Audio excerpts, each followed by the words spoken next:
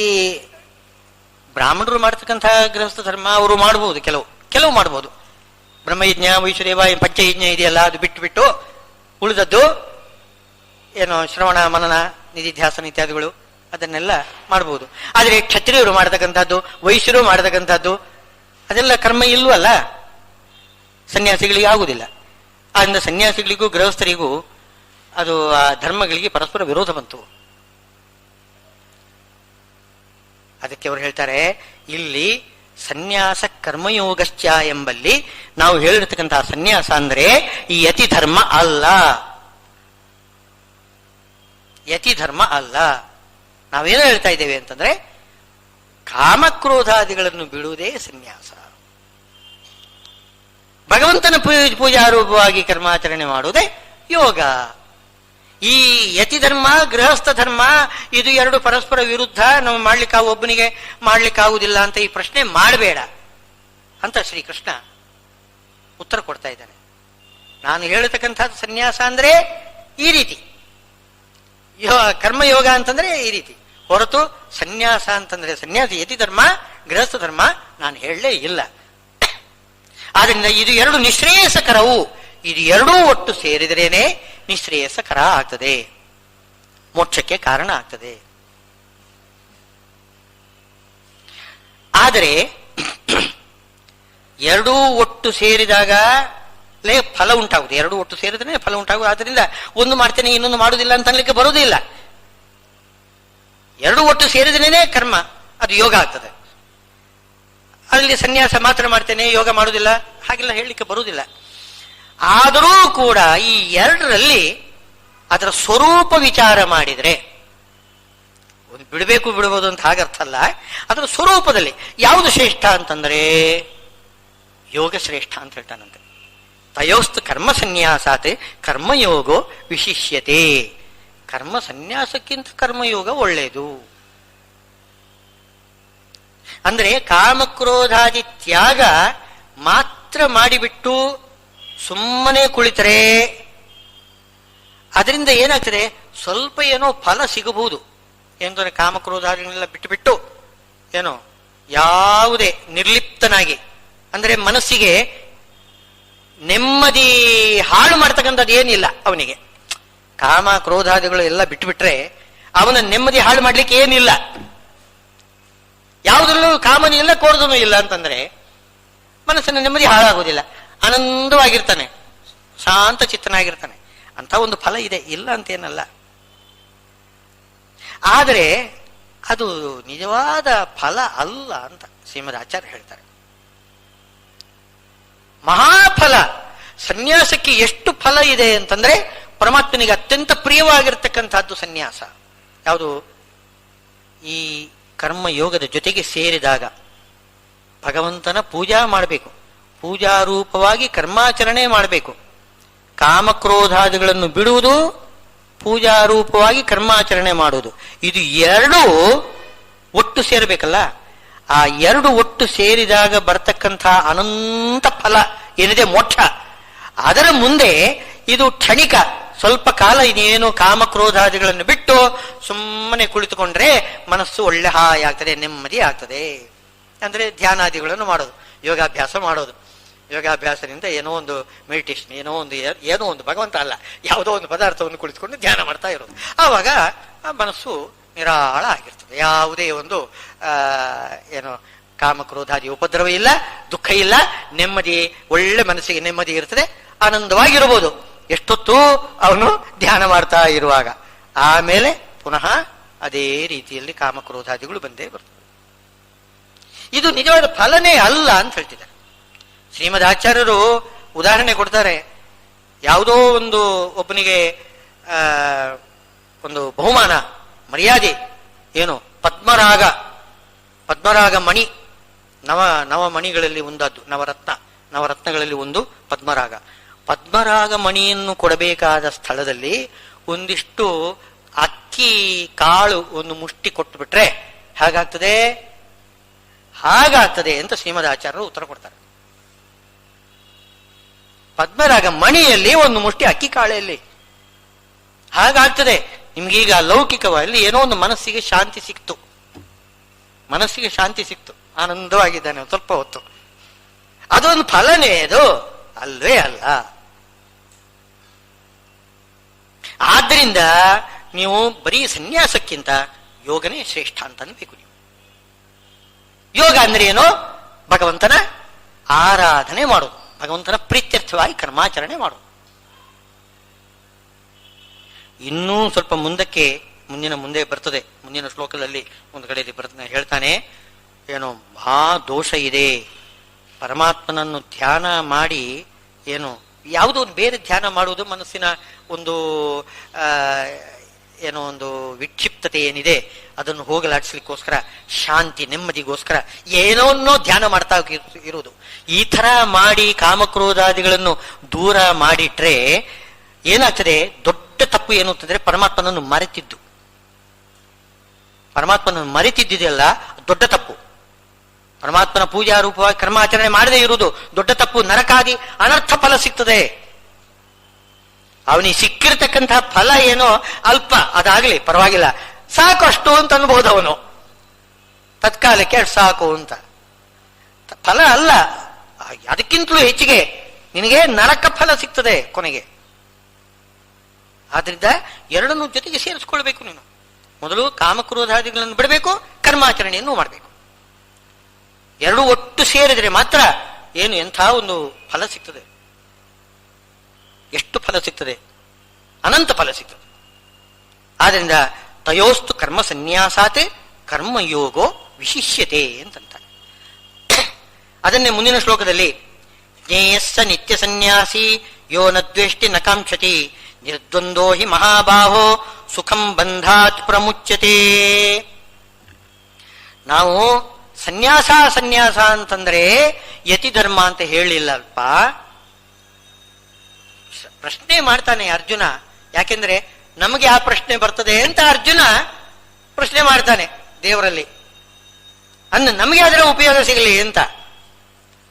ಅವನಿಗೆ ಆ ರೀತಿ ಅಜ್ಞಾನ ಏನಿಲ್ಲ, ಭ್ರಮೆ ಏನಿಲ್ಲ. ನಮಗಾಗಿ, ನಮ್ಮ ಪರವಾಗಿ ಅರ್ಜುನ ಪ್ರಶ್ನೆ ಮಾಡಿದ್ದಾನೆ. ಅದಕ್ಕೆ ಉತ್ತರ ಕೊಡ್ತಿದ್ದಾನೆ ಭಗವಂತ. ಜ್ಞೇಯಸ್ಸ ನಿತ್ಯ ಸನ್ಯಾಸಿ. ಸನ್ಯಾಸಿ ಅಂದ್ರೆ ಯಾರು? ನಾನು ನಿನ್ನೆ ಮೊದಲೇನೆ ಹೇಳಿದ್ದೇನೆ, ಹಿಂದಿನ ಅಧ್ಯಾಯಗಳೆಲ್ಲ ಹೇಳಿದ್ದೇನೆ. ನೆನಪಿಗೆ ತಂದುಕೊಳ್ಳು. ಏನು ಅಂತಂದ್ರೆ ಯೋ ನ ದ್ವೇಷ್ಟಿ ನ ಕಾಂಕ್ಷತಿ ಅಂದ್ರೆ ದ್ವೇಷ ಮತ್ತು ಕಾಮ, ರಾಗದ್ವೇಷ. ರಾಗದ್ವೇಷಗಳನ್ನು ಬಿಟ್ಟವನು ನಿರ್ದ್ವಂದ್ವ ಅಂದ್ರೆ ಸುಖ ದುಃಖ, ಜಯ ಜಯ ಅಪಜಯ ಇತ್ಯಾದಿಗಳು, ಈ ದ್ವಂದ್ವವನ್ನು ಬಿಟ್ಟಿರತಕ್ಕಂಥವನು, ರಾಗದ್ವೇಷಗಳನ್ನು ಬಿಟ್ಟವನು ಯಾರೋ ಅವನು ನಿತ್ಯ ಸನ್ಯಾಸಿ. ಅವಶ್ಯ ಅವನೇ ಸನ್ಯಾಸಿ. ಅಂಥ ಸನ್ಯಾಸಿಗಳ ಬಗ್ಗೆ ನಾನು ಮಾತನಾಡ್ತಾ ಇದ್ದೇನೆ. ಆ ಸನ್ಯಾಸ ಎಂಬುದು ಶ್ರೇಷ್ಠವೋ ಕರ್ಮಯೋಗ ಶ್ರೇಷ್ಠವೋ ಅಂತ ನೀನು ಪ್ರಶ್ನೆ ಮಾಡು. ಆಗ ನಾನೇನು ಹೇಳ್ತೇನೆ ಅಂತಂದ್ರೆ ಅದು ಎರಡೂ ಒಟ್ಟು ಸೇರಿದಾಗಲೇ ಫಲ ಸಿಗೋದು. ಒಂದನ್ನೇ ಮಾಡ್ತೇನೆ ಒಂದನ್ನು ಬಿಟ್ಟು ಬಿಡ್ತೇನೆ ಅಂತ ಅನ್ಲಿಕ್ಕೆ ಬರೋದಿಲ್ಲ. ಆದ್ರಿಂದ ಯಾವುದು ಶ್ರೇಷ್ಠ ಯಾವುದು ಕನಿಷ್ಠ ಅಂತ ಪ್ರಶ್ನೆಯೇ ಬರೋದಿಲ್ಲ. ಇಲ್ಲ, ಅದರ ಸ್ವರೂಪ ವಿಚಾರ ಮಾಡಿದಾಗ ಕಾಮಕ್ರೋಧಾದಿಗಳನ್ನು ಬಿಡುವುದು, ಭಗವಂತನ ಪೂಜೆ ಮಾಡುವುದು, ಇವುಗಳಲ್ಲಿ ಭಗವಂತನ ಪೂಜೆ ಮಾಡುವುದೇ ಶ್ರೇಷ್ಠ. ಭಗವಂತನ ಪೂಜೆ ಮಾಡುವುದು ಮುಖ್ಯ. ಇದರ ಅಭಿಪ್ರಾಯ ಏನು? ಭಗವಂತನ ಪೂಜೆ ಮಾಡಿದಾಗ ಕೆಲವೊಮ್ಮೆ ಕಾಮಕ್ರೋಧಾದಿಗಳು ಬಂದರೂ ಕೂಡ ಭಗವಂತ ಅದನ್ನು ಕ್ಷಮಿಸ್ತಾನೆ. ಆದರೆ ಕಾಮಕ್ರೋಧಾದಿಗಳನ್ನು ಬಿಟ್ಟಿದ್ದೇನೆ, ನಿನ್ನ ಪೂಜೆ ನಾನು ಮಾಡುವುದಿಲ್ಲ ಅಂತಂದ್ರೆ ಮಾತ್ರ ಭಗವಂತ ಕ್ಷಮಿಸುವುದಿಲ್ಲ. ಅದು ಮಾತ್ರ ಮಾಡ್ಲಿಕ್ಕೆ ಬರುವುದಿಲ್ಲ. ನಿರ್ದ್ವಂದೋ ಹಿ ಮಹಾಬಾಹೋ ಸುಖಂ ಬಂಧಾತ್ ಪ್ರಮುಚ್ಯತೆ. ನಾನು ಕರ್ಮಾಚರಣೆ ಮಾಡಿದರೆ ಬಂಧದಿಂದ ಮೋಕ್ಷ ಸಿಗ್ತದೆ ಅಂತ ಹೇಳಿದೆ. ಅದೇ ಫಲ ಸನ್ಯಾಸಕ್ಕೂ ಕೂಡ. ಸನ್ಯಾಸ ಏನು ಹೇಳ್ತಾ ಇದೆ? ದ್ವಂದ್ವವನ್ನು ಬಿಡಬೇಕು.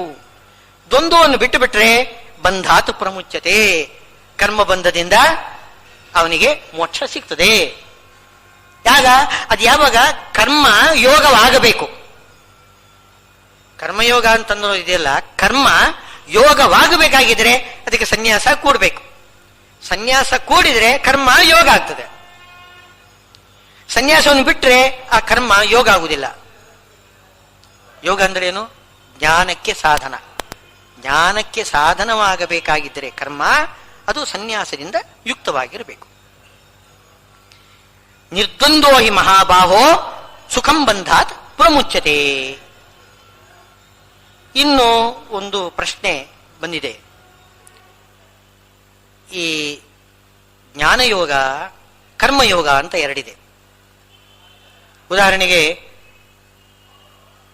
ಇವರು ಜನಕಾದಿಗಳು ಕರ್ಮಯೋಗ ಮಾಡ್ತಕ್ಕಂಥವ್ರು, ಸನಕಾದಿಗಳು ಜ್ಞಾನಯೋಗ ಮಾಡ್ತಕ್ಕಂಥವ್ರು.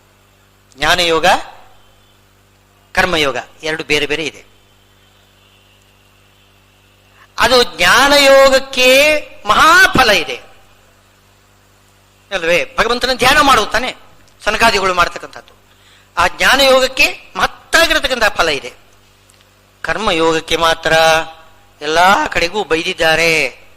ಯಾಕೆ? ಇಲ್ಲೇನೆ ಇಷ್ಟಾಪೂರ್ತಂ ಮನ್ಯಮಾನ ವರಿಷ್ಠಂ ನಾಣ್ಯಶ್ರೇಯೋ ವೇದಯಂತೆ ಪ್ರಮೋಢ ಇತ್ಯಾದಿಗಳೆಲ್ಲ ಅಲ್ಲಿ ಕಾಟಕ ಉಪನಿಷತ್ತಿನಲ್ಲಿದೆ, ಭಗವದ್ಗೀತೆಯಲ್ಲಿದೆ, ಬೇರೆ ಅನೇಕ ಕಡೆಗಳಲ್ಲಿದೆ.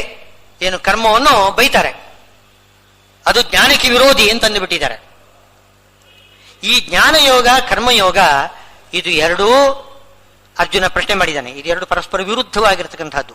ಜ್ಞಾನಯೋಗದಿಂದ ಮೋಕ್ಷ ಸಿಗ್ತದೆ, ಕರ್ಮಯೋಗದಿಂದ ಬಂಧ, ಸಂಸಾರ ಬಂಧ ಗಟ್ಟಿ ಆಗ್ತದೆ. ಆ ಜ್ಞಾನಯೋಗ ಕರ್ಮಯೋಗಗಳು ಎರಡು ಪರಸ್ಪರ ವಿರುದ್ಧವಾಗಿರ್ತಕ್ಕಂಥದ್ದು ಅಂತ ಒಂದು ಪ್ರಶ್ನೆ ಮಾಡಿದ್ದಾನೆ. ಅದಕ್ಕೆ ಉತ್ತರ ಕೊಡ್ತಿದ್ದಾನೆ ಭಗವಂತ. ಬಾಲಾಹ, ಏನು ತಿಳಿದಿದ್ದವರು ಹೇಳ್ತಕ್ಕಂಥದ್ದು ಇದು. ಸಾಂಖ್ಯ ಯೋಗ ಇದು ಎರಡು ಬೇರೆ ಬೇರೆ ಅಂತ ಹೇಳ್ತಕ್ಕಂಥವ್ರು ಬುದ್ಧಿ ಇಲ್ಲದಿದ್ದವರು ಅಂತ ಹೇಳ್ತಾರೆ. ಸಾಂಖ್ಯ ಅಂದ್ರೆ ಏನು? ಜ್ಞಾನಯೋಗ. ಯೋಗ ಅಂದ್ರೆ ಕರ್ಮಯೋಗ. ಸಾಂಖ್ಯ ಯೋಗ. ಆ ಈಶ್ವರ ಕೃಷ್ಣನ ಸಾಂಖ್ಯ ದರ್ಶನ ಮತ್ತೆ ಯೋಗ ಅಂದ್ರೆ ಪತಂಜಲಿ ಯೋಗ ಅದಲ್ಲ. ಇಲ್ಲಿ ಸಾಂಖ್ಯ ಯೋಗ ಅಂತಂದ್ರೆ, ಇಲ್ಲಿ ಸಾಂಖ್ಯ ಯೋಗ ಅಂತಂದ್ರೆ, ಸಾಂಖ್ಯ ಅಂದ್ರೆ ಜ್ಞಾನಯೋಗ. ಸನಕಾದಿಗಳು ಮಾಡ್ತಕ್ಕಂತಹ ಜ್ಞಾನಯೋಗ ಅದು ಸಾಂಖ್ಯ. ಯೋಗ ಅಂತಂದ್ರೆ ಜನಕ ಮಹಾರಾಜ ಮುಂತಾದವರು ಮಾಡ್ತಕ್ಕಂತಹ ಕರ್ಮಯೋಗ. ಈ ಜ್ಞಾನಯೋಗ ಕರ್ಮಯೋಗಗಳಲ್ಲಿ ಅದು ಪರಸ್ಪರ ವಿರುದ್ಧವಾಗಿರ್ತಕ್ಕಂಥದ್ದು ಅಂತ ಹೇಳ್ತಕ್ಕಂಥದ್ದು ನಿಜವಾಗಿಯೂ ಕೂಡ ಅದು ಅವರು ಬಾಲ ಬುದ್ಧಿ ಇಲ್ಲದಿದ್ದವರು. ನಮಗೆ ಅನಿಸ್ತದೆ, ಭಾಗವತ ನೋಡಿದಾಗ ಕಾಣಿಸ್ತದೆ ನೋಡಿ. ಅಲ್ಲಿ ನಾರದರು ಏನು ಮಾಡಿದ್ರು? ಸನ್ಯಾಸ ಕೊಟ್ಟು ಕಳಿಸಿಕೊಟ್ರು, ಜ್ಞಾನಯೋಗ ಮಾಡ್ರಿ ಅಂತ, ಕರ್ಮಯೋಗ ಬೇಡ ನಿಮಗೆ ಅಂತ. ಯಾರು? ಹರಿಯಶ್ವ ಬಹಳಾಶ್ವರಿಗೆ. ಅದೇ ಬ್ರಹ್ಮದೇವರು ಪ್ರಿಯವ್ರತ ರಾಜನನ್ನು ಕರೆದು ಹೇಳ್ತಾ ಇದ್ದಾರೆ, ನೀನು ಸನ್ಯಾಸ ತಗೋಬೇಡ, ನೀನು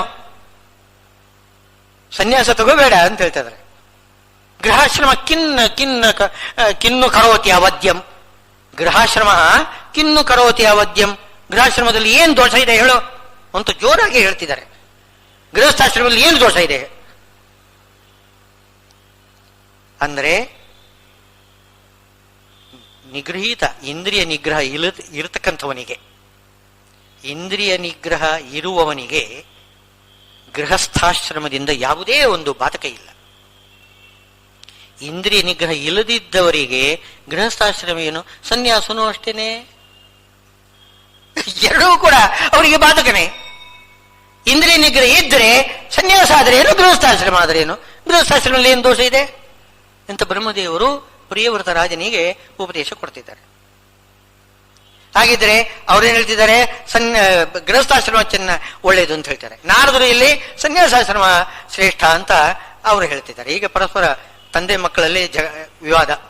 ಬ್ರಹ್ಮದೇವರು ಗೃಹಸ್ಥಾಶ್ರಮ ಮಾಡು ಅಂತ ಪ್ರಿಯವ್ರತ ರಾಜನಿಗೆ ಹೇಳಿದ್ರೆ, ನಾರದರು ಏನ್ ಮಾಡಿದ್ರು? ಹರೀಶ್ವರ ಬದಲಾಶ್ವರಿಗೆ ನೀವು ಸನ್ಯಾಸಿಗಳಾಗಿ ಹೋಗಿ ಅಂತ ಹೇಳ್ತಿದ್ದಾರೆ. ಈ ಸನ್ಯಾಸ ಮತ್ತು ಜ್ಞಾನಯೋಗ ಕರ್ಮಯೋಗಗಳು ಪರಸ್ಪರ ವಿರುದ್ಧ ಅಂತ ಹೇಳಿದಾಗ ಆಯ್ತಲ್ಲ?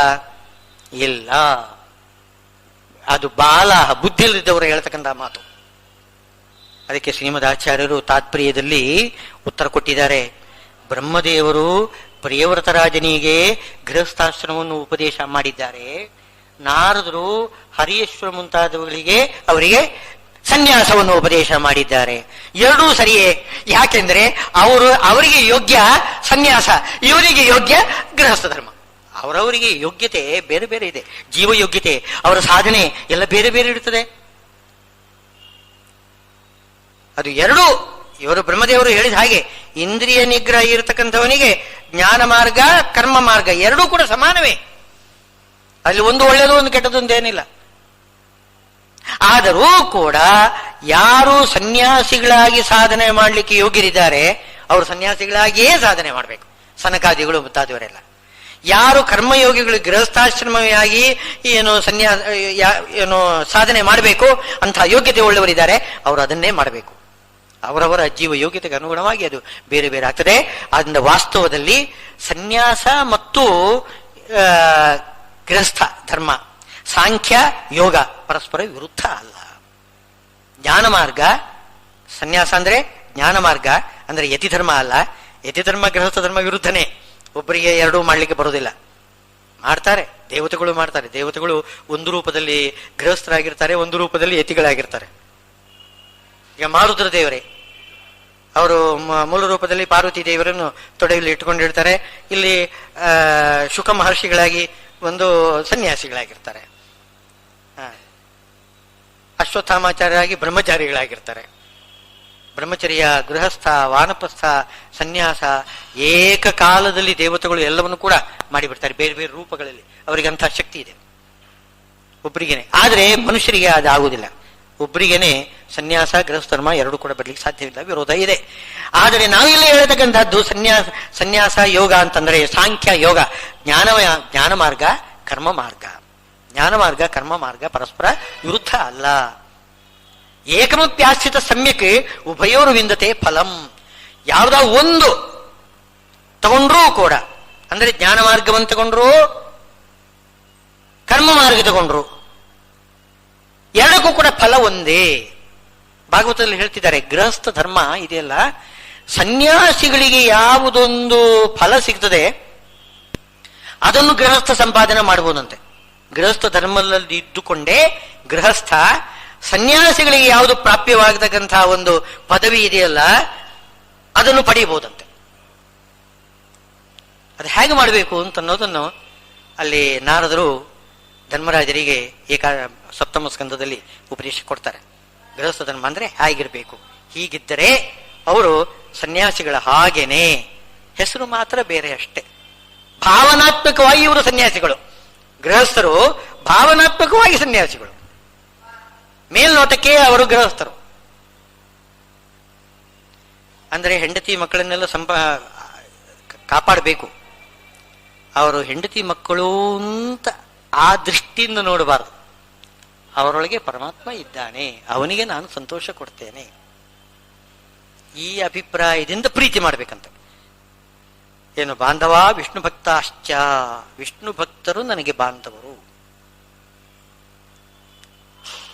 ವಿಷ್ಣು ಭಕ್ತರು ಎಂಬ ಅಭಿಪ್ರಾಯದಿಂದ ಬಾಂಧವರನ್ನು ಕಾಪಾಡಬೇಕು. ಅದು ಗೃಹಸ್ಥ ಧರ್ಮ. ಹಾಗೆ ಮಾಡಿದರೆ ಅವರಿಗೆ ಯಾವ ತೊಂದರೆನೂ ಬರುವುದಿಲ್ಲ ಅಂತ ಹೇಳಿದ್ದಾರೆ. ಅದು ಇದೆ. ಏನು ಗೃಹಸ್ಥ ಧರ್ಮ ಯತಿ ಧರ್ಮ ಅವುಗಳಿಗೂ ಕೂಡ ಪರಸ್ಪರ, ಆದರೆ ಆ ದೀಕ್ಷೆಯಲ್ಲಿ ಸ್ವಲ್ಪ ವ್ಯತ್ಯಾಸ ಇದೆ. ಯತಿ ಧರ್ಮ, ಯತಿ ದೀಕ್ಷೆ ಮತ್ತು ಗೃಹಸ್ಥರ ದೀಕ್ಷೆ ಅದು ಎರಡು ಒಬ್ಬನಿಗೆ ಬರ್ಲಿಕ್ಕೆ ಸಾಧ್ಯವಿಲ್ಲ. ಆದರೆ ನಾವು ಇಲ್ಲಿ ಹೇಳ್ತಕ್ಕಂಥದ್ದು ಏನು ಅಂತಂದ್ರೆ, ಇಲ್ಲಿ ಕಾಮನಾತ್ಯಾಗ ಮತ್ತು ಭಗವಂತನ ಆರಾಧನಾ ರೂಪವಾಗಿರ್ತಕ್ಕಂಥ ಕರ್ಮ, ಇದು ಎರಡೂ ಕೂಡ ಏಕಮಪಿ, ಒಂದನ್ನು ಮಾಡಿದ್ರೂ ಕೂಡ ಜ್ಞಾನ ಮಾರ್ಗ ಹಿಡಿದ್ರು ಕರ್ಮ ಮಾರ್ಗ ಹಿಡಿದ್ರು ಫಲ ಒಂದೇ ಫಲ ಸಿಗ್ತದೆ. ಹೇಗೆ ಮಾಡಬೇಕು? ಜ್ಞಾನ ಮಾರ್ಗಿಗಳು ಸನ್ಯಾಸಿಗಳು ಇದ್ದಾರಲ್ಲ, ಯಾರು ಇವರು ಸನಕಾದಿಗಳು ಜ್ಞಾನ ಮಾರ್ಗಿಗಳು, ಸನ್ಯಾಸ ಗೃಹಸ್ಥ ಧರ್ಮ ಬಿಟ್ಟುಬಿಡಿ.